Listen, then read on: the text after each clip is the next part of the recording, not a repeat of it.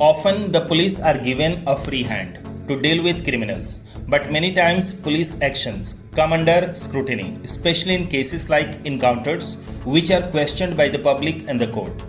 A similar incident happened in America where the police had to explain their actions while apprehending a criminal.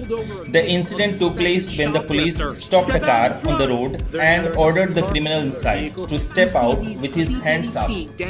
However, during this time, a small innocent child who was also in the car followed her father and came out with her hands raised, walking towards the police.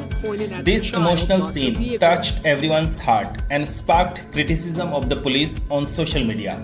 People questioned whether the police acted inappropriately towards the child.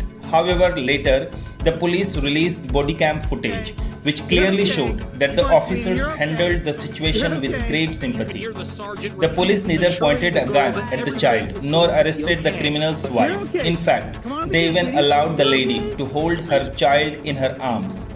This incident not only highlighted the positive image of the police but also deeply touched people's hearts as the innocent child walked out with her hands up.